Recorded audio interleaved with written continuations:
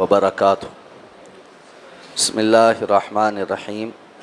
اللہم صلی علی محمد وعلی آل محمد کما صلیت علی ابراہیم وعلی آل ابراہیم انک حمید مجید۔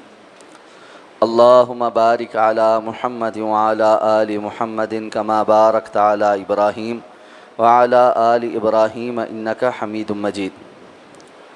عن ابی ہریرہ رضی اللہ عنہ قال سجدنا مع رسول اللہ صلی اللہ علیہ وسلم فی اذا السماء انشقت واقرأ بسم ربک الذی خلق، رواہ مسلم۔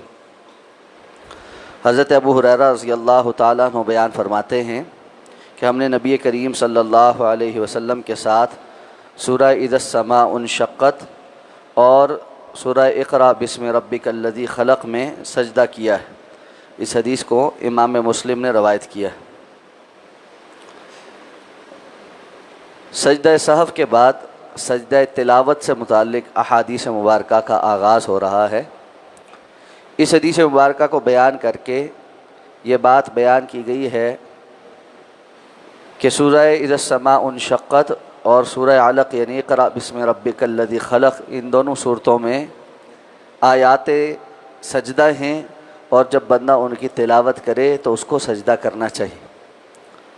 اسی کے ذیل میں شیخ ابن عثیمین رحمہ اللہ نے کچھ مسائل بیان کیے ہیں۔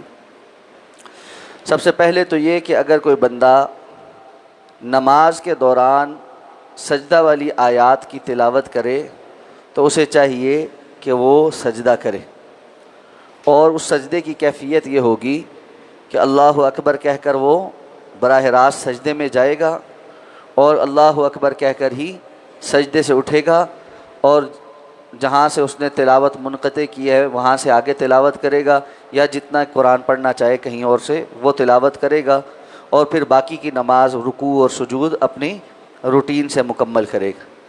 اسی طرح اگر نماز با جماعت ہے اور امام نے سجدہ کی آیت تلاوت کی ہے تو امام پھر اسی طرح سجدہ کرے گا اللہ اکبر کہہ کر، اور مقتدی اس کے ساتھ ہی سجدہ کریں گے، اور باقی کی نماز اسی طرح جو اپنی روٹین میں مکمل کی جائے گی۔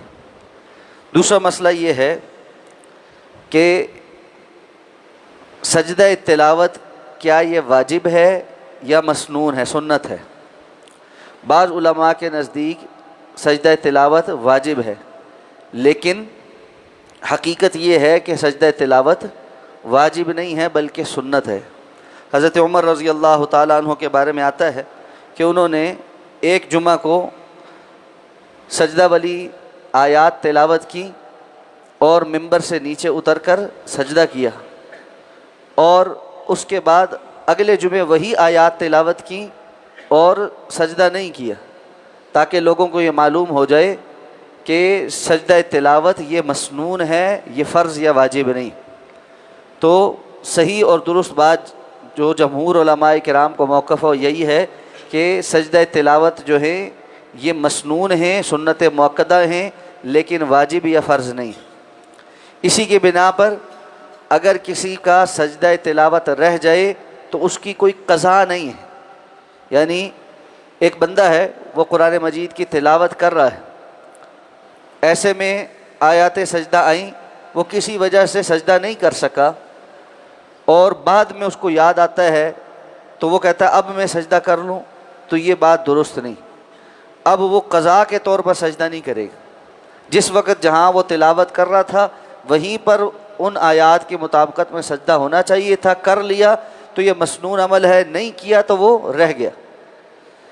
اسی طرح بعض لوگوں کا عمل یہ ہے کہ وہ قرآن مجید کی روٹین سے تلاوت کرتے، ترتیب سے تلاوت کرتے ہیں، اور وہ کیا کرتے ہیں کہ تمام آیات سجدہ کو اسی طرح گزارتے ہیں، اور قرآن مجید مکمل ہونے پر 14 سجدے کرتے ہیں کہ 14 جگہوں پر بالاتفاق سجود ہیں۔ بعض سجود کے متعلق اختلاف ہے، بعض علماء کے نزدیک 14 سے زائد سجود ہیں، لیکن 14 متفقہ ہے، تو وہ 14 سجدے اکٹھے کرتے ہیں۔ یہ عمل غیر مسنون عمل ہے۔ اس طرح سجدہ کرنا، آیات سجدہ کے قضا کرنا، یہ رسول اللہ صلی اللہ علیہ وسلم اور صحابہ کرام سے ثابت نہیں۔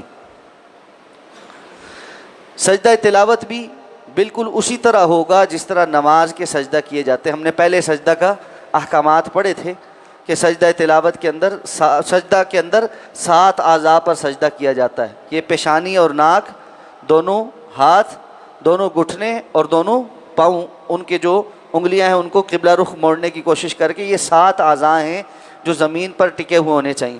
بالکل اسی طرح سجدہ تلاوت بھی اسی طرح سے ہوتا ہے.